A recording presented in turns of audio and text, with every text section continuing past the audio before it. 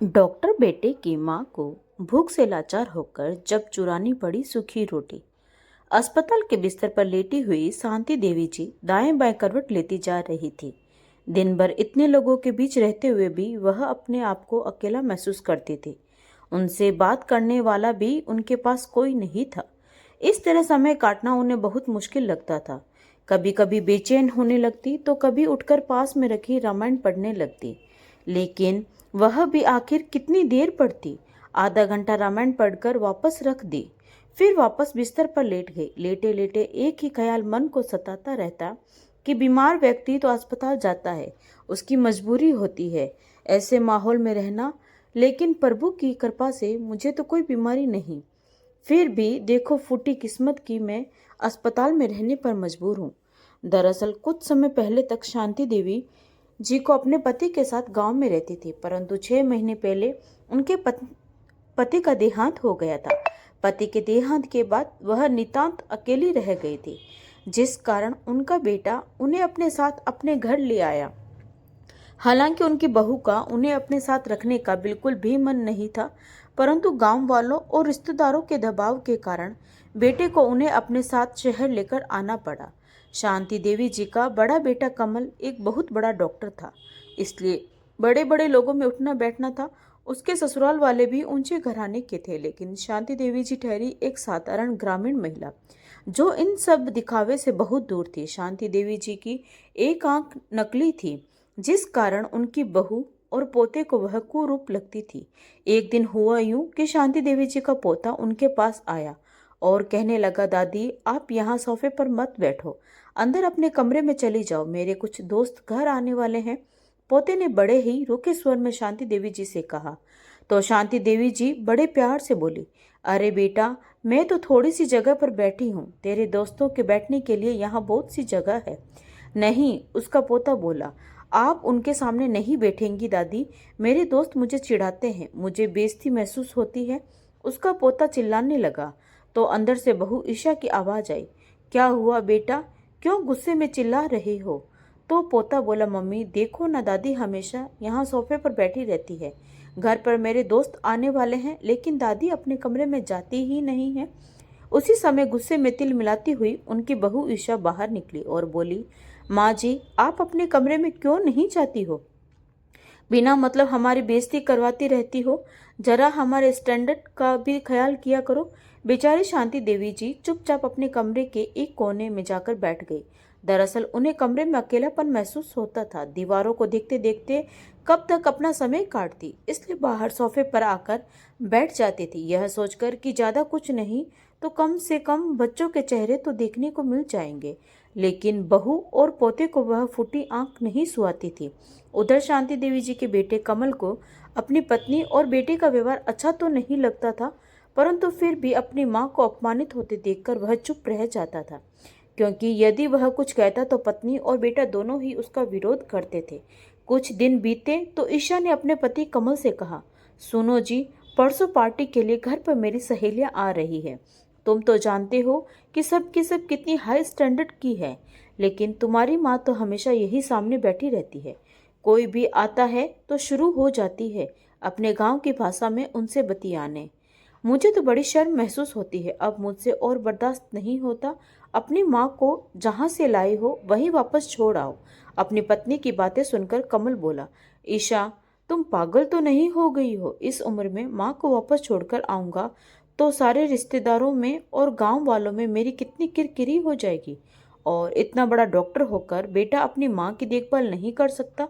लेकिन ईशा तो जिद करके जो ठान कर बैठ गई थी और अपने पति को साफ शब्दों में कह दिया, या तो अपनी माँ को गांव में छोड़ आओ, नहीं तो किसी वृद्ध आश्रम में छोड़ दो, क्योंकि अब वह उन्हें अपने घर में हरगिज नहीं रहने देगी। इस समस्या का डॉक्टर बेटे ने एक नायाब हल निकाला, जिससे सांप भी मर जाए और लाठी भी ना टूटे। अगले ही दिन उसने अपनी माँ को सामान सहित अपने अस्पताल में शिफ्ट करवा दिया और शांति देवी जी अपने बेटे के अस्पताल में एक प्राइवेट वार्ड में पहुंच गई, या यूं कहो कि पहुंचा दी गई, क्योंकि वह भी तो अपने बेटे बहू के लिए एक सामान की तरह ही थी, जिनके सुख दुख और इच्छाएं किसी के लिए मायने नहीं रखती थी। समय समय पर वार्ड बॉय आकर उन्हें खाना दे जाता था, तो उसी के साथ ही थोड़ी देर हालचाल बांट लेती थी। मरीजों के लिए बना खाना उन्हें पसंद तो नहीं आता था, लेकिन फिर भी मन मारकर चुपचाप निगल लेती थी। कुछ दिन बीते तो डेंगू की बीमारी के कारण अस्पताल के सभी प्राइवेट वार्ड भरने लगे, लेकिन मरीज आते ही जा रहे थे। इसका भुगतान भी शांति देवी जी को करना पड़ा। 5,000 प्रतिदिन का प्राइवेट वार्ड माँ की ममता पर भारी पड़ने लगा था और डॉक्टर बेटे ने शांति देवी जी का बिस्तर जनरल वार्ड में लगवा दिया। शांति देवी जी इधर उधर जहां भी नजर दौड़ाती, चारों ओर मरीज ही मरीज नजर आते। मरीजों के बीच रहकर अब वह खुद को भी बीमार महसूस करने लगी थी, लेकिन इतना ही काफी नहीं था। जब जनरल वार्ड भी भरने लगा तो शांति देवी जी अस्पताल के हॉल में बैठा दिया गया। हॉल में बैठे हुई बेचारी बूढ़ी माँ मन ही मन उस दिन को कोस रही थी जिस दिन वह अपना घर छोड़कर बेटे के साथ शहर आने को तैयार हो गई थी। बैठे बैठे वह पुराने दिनों की यादों में खो गई। जब से शांति देवी अपने ससुराल से आई थी, उनके हिस्से केवल और केवल गरीबी ही आई थी। उनके पति खेतों में मजदूरी करते थे, जिससे कुछ खास कमाई नहीं होती थी, लेकिन हिम्मत ना हारते हुए शांति देवी जी ने पति के साथ लोगों के खेतों में काम किया। शादी के 1 साल बाद जब बेटा कमल पैदा हुआ तो बेटी दामाद की गरीबी को देखते हुए शांति देवी के माता पिता ने उन्हें एक गाय उपहार में दी ताकि माँ और बच्चे को दूध की कोई कमी न हो। शांति देवी जी कुछ दूध अपने बेटे के लिए रखकर बाकी दूध आस पड़ोस में बेच देती थी, जिससे थोड़े पैसे मिल जाते थे।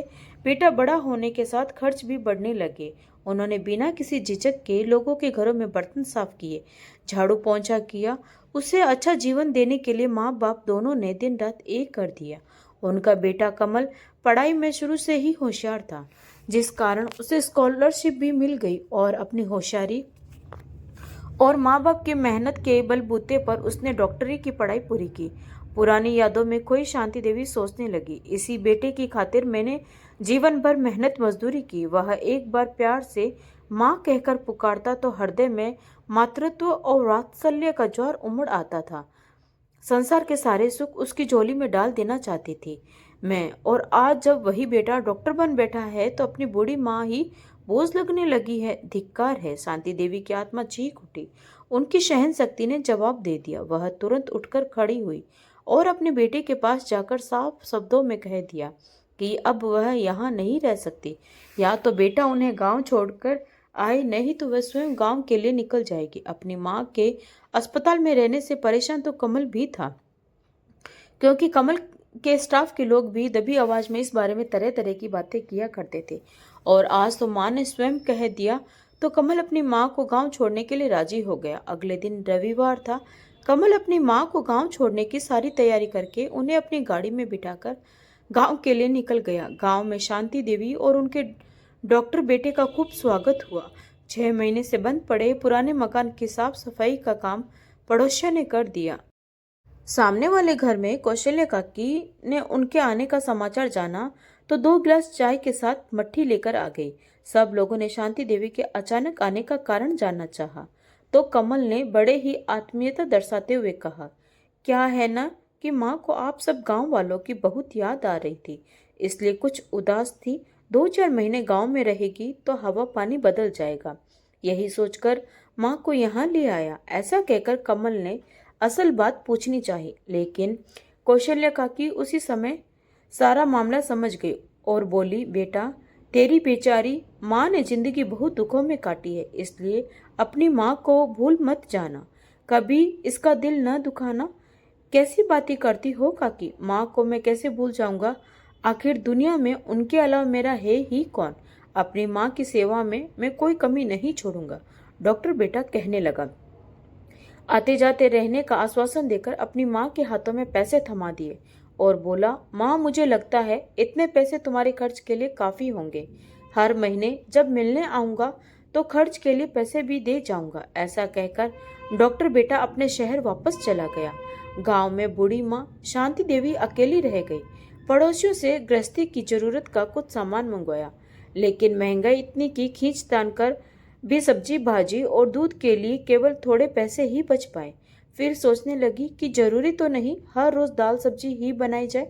नमक मिर्च की बनी रोटी चाय के साथ भी आसानी से खाई जा सकती है। कम से कम यहाँ रहते हुए इज्जत के साथ तो जीऊंगी, और फिर अगले महीने बेटा भी मिलने आ जाएगा और खर्च के पैसे भी दे जाएगा। अगले महीने की पहली तारीख होते ही उनके डॉक्टर बेटे ने 5,000 का मनी ऑर्डर भेज दिया। शांति देवी अपने बेटे का इंतजार कर रही थी। बेटे द्वारा भेजा गया मनी ऑर्डर देखते ही समझ गई कि अब उनका बेटा उनसे मिलने आने वाला नहीं है, शायद अपने काम में व्यस्त होगा। यह सोचकर उन्होंने अपने मन को समझा लिया। 3 महीने तक उनका बेटा मनी ऑर्डर से पैसे भेजता रहा और शांति देवी को कोई समस्या नहीं हो रही थी। वह अपने घर का खर्च खींच तान कर चला लेते थे। लेकिन चौथे महीने बेटे ने मनी ऑर्डर भी नहीं भेजा। बेचारी शांति देवी मुश्किल से अपनी दाल रोटी का खर्च निकाल पा रही थी। महीने के आखिर में तो यह हाल हो गया कि उनके हाथ में एक फूटी कौड़ी भी नहीं बची। जैसे तैसे आसपास के दुकानदारों से उधार लेकर वह अपना काम चला रही थी। दूध वाले का भी उधार काफी हो गया था। आसपास की औरतें और शांति देवी की कुछ बूढ़ी सहेलियां कभी कभार उनके पास आकर बैठ जाती थी। बड़े डॉक्टर की माँ की भली मुस्कान के पीछे छिपा उनका दर्द सब जानते थे, परंतु शांति देवी कभी भी अपने चेहरे पर सिकन तक नहीं आने देती थी। आते जाते दूध वाला भी पूछता रहता, क्यों अम्मा, पैसे कब चुकता करोगी? शांति देवी झूठी हंसी हंस कर बोल देती, जल्द ही मेरे पास पैसे आ जाएंगे। और फिर तू कौन सा भागा जा रहा है, यह समझ लेना कि अपनी दादी को दूध पिलाया था। लेकिन इन बातों से भी कब तक गुजारा चलता। आखिरकार उन्होंने दूध लेना बंद कर दिया। अब वह राशन लेने राशन वाले की दुकान पर भी नहीं जाती थी।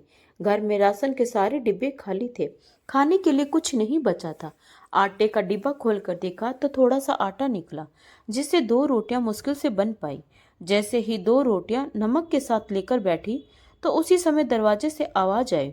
कोई भूखा भिखारी लाचार स्वर में भीख मांगते हुए कहने लगा, अम्मा, भूखे को 1 रोटी दे दो, भगवान भला करेगा, तेरे बच्चे की उम्र लंबी करेगा, उसे खूब तरक्की देगा। शांति देवी जो अभी रोटी का टुकड़ा तोड़ने ही लगी थी, उस भिखारी की यह बातें सुनते ही अचानक रुक गई और सोचने लगी, 1 रोटी के बदले बेटे की लंबी उम्र बहुत सस्ती है। उन्होंने तुरंत उसमें से 1 रोटी उठाकर मांगने वाले को दे दी और बाकी की बची 1 रोटी जैसे ही बैठकर खाने लगी, तभी एक कुत्ता उनके सामने आकर बैठ गया और बड़ी आस से उनकी ओर देखने लगा। बची 1 रोटी में से आधी रोटी शांति देवी ने उस कुत्ते के सामने डाल दी और स्वयं आधी रोटी पानी के साथ खाकर संतुष्टि प्राप्त करके बैठ गई। लेकिन अब घर में खाने को कुछ भी नहीं था।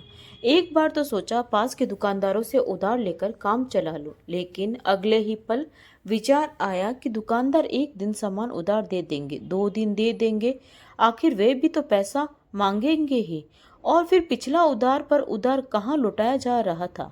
शांति देवी ने भूख की यातनाएं झेलते हुए बेचारी खाली पेट अपनी चारपाई पर पड़ी रही। कई बार सोचती किसी के घर में बर्तन मांजने का काम उठा लूं या फिर लोगों के घरों में झाड़ू पोंछा करना शुरू कर दूं, कुछ पैसे तो बन ही जाएंगे। लेकिन फिर बड़े डॉक्टर की माँ होने की मर्यादा उनके सामने आड़े आ जाती। यही सोचकर पानी पीकर भूख मिटाने की कोशिश करती और चुपचाप बैठ जाती। रात हुई तो खाली पेट ही सो गई, लेकिन उम्मीद अब भी बनी हुई थी कि बेटा पैसा जरूर भेजेगा। अगले दिन सुबह जल्दी हो गई और जल्दी उठ गई। पेट में मरोड़ पड़ रही थी। शांति देवी जी की भूख बढ़ती जा रही थी। सब्र कर पाना भी कठिन था। खाली पेट बेचारी शांति जी बार बार मनी ऑर्डर के इंतजार में बाहर निकलकर अपनी गली को निहारने लगती, लेकिन गली तो दूर दूर तक सुनसान पड़ी थी। वह वापस आकर चारपाई पर बैठ गई। तभी अचानक बाहर से कुछ आवाज आई तो शांति जी बाहर की ओर दौड़ी। देखा तो गायों के लिए खाने का सामान इकट्ठा करने वाली गौशाला की गाड़ी आई थी।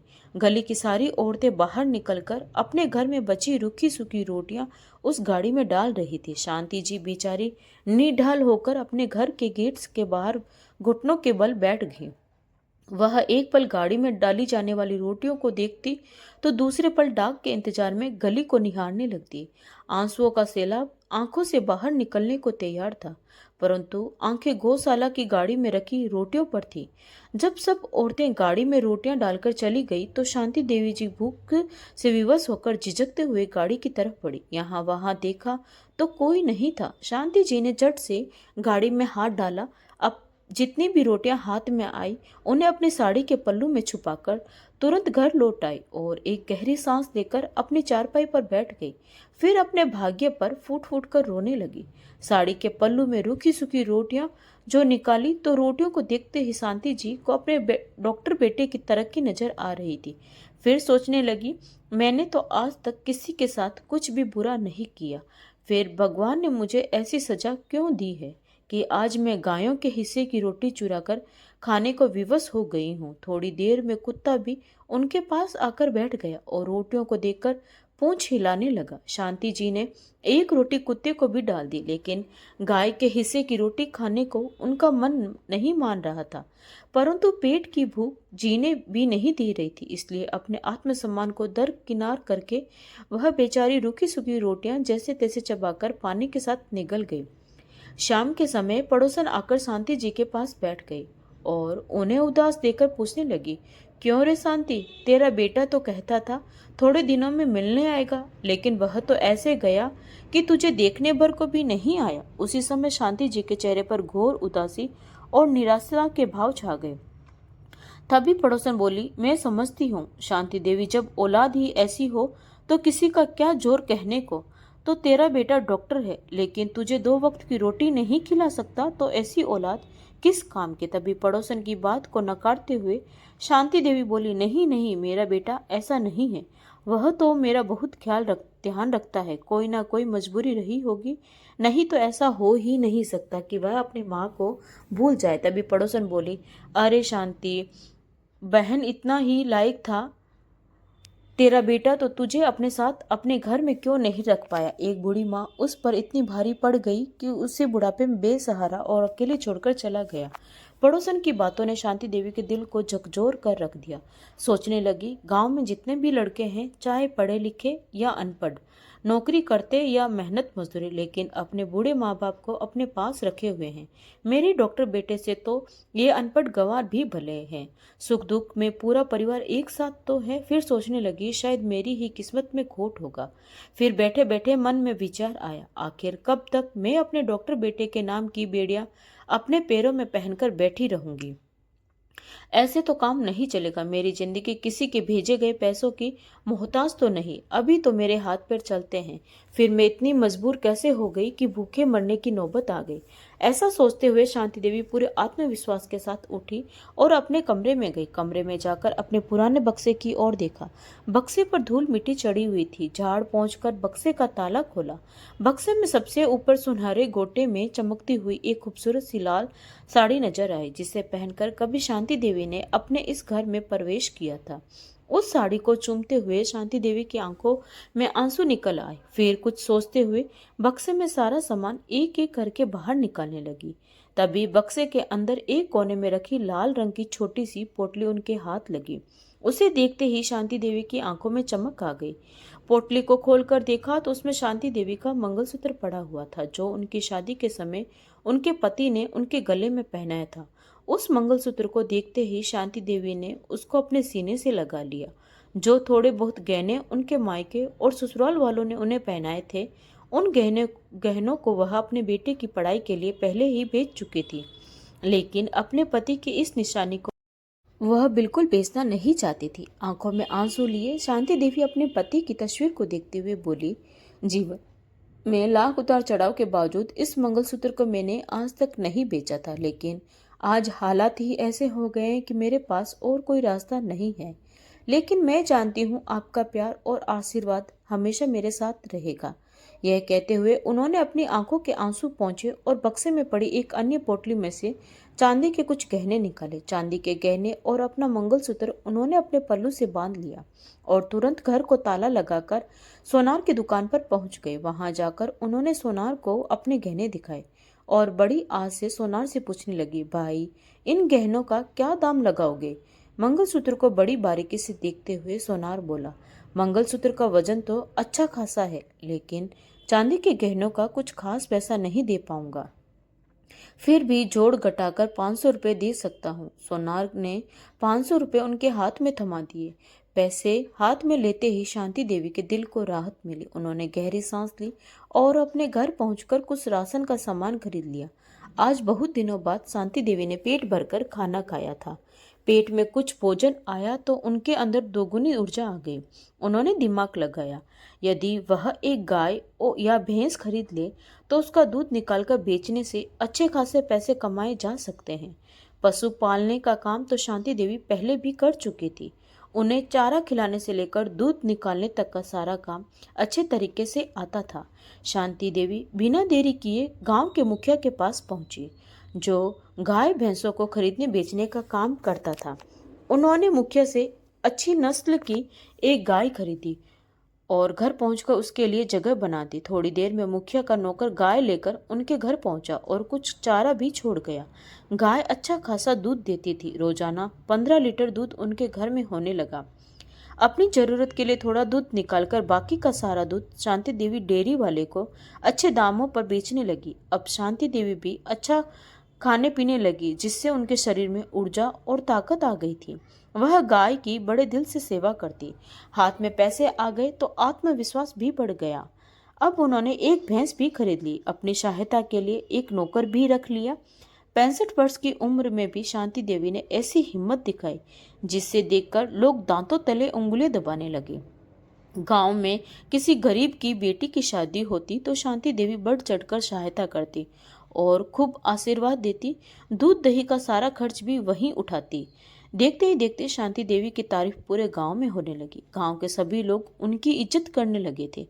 इधर शहर में उनका बेटा कमल तो जैसे अपनी माँ को भुला ही बैठा था। एक दिन दीनानाथ जी, जो कमल के ताऊजी थे, जो अमेरिका में रहते थे, भारत आए तो कमल के घर पहुंच गए। कमल और उसकी पत्नी ने उनका खूब स्वागत किया। दीनानाथ जी बोले, बेटा कमल, तुम्हारी माँ कहीं नजर नहीं आ रही, कहाँ है शांति? कमल की पत्नी ईशा शक पकाते हुए बोली, जी वह बात यह है कि उनके यहाँ पर दिल नहीं लगा, इसलिए वह अपने गांव वापस चली गई। दीनानाथ जी ने देखा कि कमल और उसकी पत्नी ईशा दोनों ही नजरें नीचे किए खड़े थे।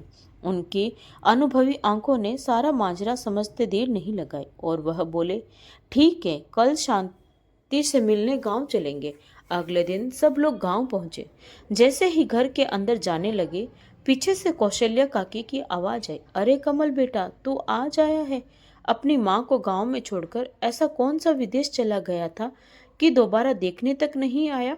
इतनी बात सुनते ही दीनानाथ जी ने कमल की ओर गहरी नजरों से देखा और सब लोग घर के अंदर चले गए। लेकिन घर में जो कुछ उन्होंने देखा वह उनकी कल्पना से परे था। सामने ही एक गाय और एक भैंस बंधी हुई थी और एक लड़का चुस्ती से दौड़ता हुआ उनकी सेवा कर रहा था। इससे पहले कि कमल उससे कुछ पूछता, शांति देवी गाय का दूध निकालने के लिए बाल्टी लेकर बाहर आई। तब कमल अपनी माँ के पैरों में गिर पड़ा और जोर जोर से रोने लगा। दीनानाथ जी कहने लगे, वाह बेटा, तूने तो अपने माँ बाप का नाम रोशन कर दिया।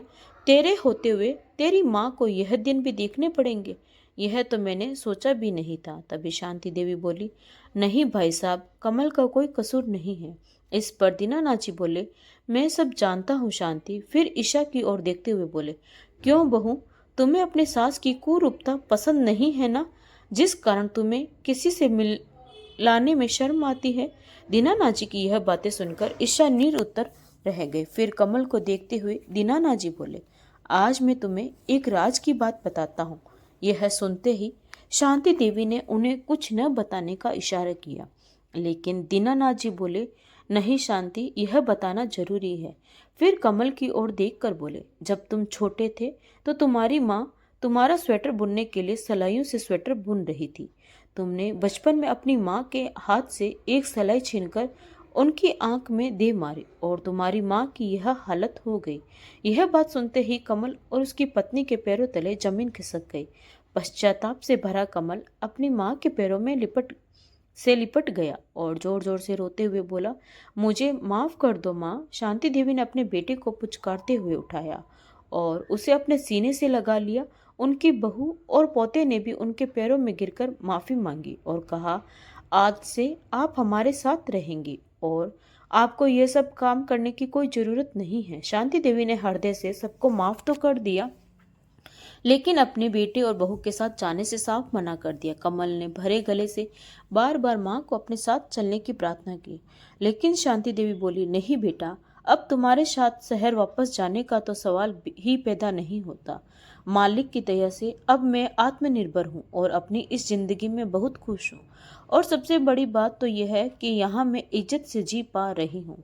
माँ से मिलकर जब बेटा बहू अपने घर वापस जाने लगे तो बेटे ने अपनी माँ को कुछ पैसे देने चाहे। जैसे ही उसने पैसे अपनी माँ की ओर बढ़ाए तो शांति देवी को उनमें वही रूखी सूखी रोटियां नजर आने लगी जिन्हें खाकर उन्होंने अपनी लाचारी के दिन काटे थे। उनका हृदय अंदर तक कांप उठा। फिर भरे गले से वह बोली, मुझे इन पैसों की कोई जरूरत नहीं है बेटा, इन्हें अपने पास रखो, तुम्हारे काम आएंगे। बस मेरी एक बात याद रखना, इंसान को सफलता मिलने पर घमंड में चूर नहीं होना चाहिए और ना ही कभी विपरीत इस परिस्थितियों में हार माननी चाहिए। तो दोस्तों, आपको यह कहानी कैसी लगी कमेंट करके ज़रूर बताएं, और अगर कहानी अच्छी लगी हो तो प्लीज़ लाइक शेयर और सब्सक्राइब ज़रूर करें। तो मिलते हैं एक नई कहानी के साथ। धन्यवाद।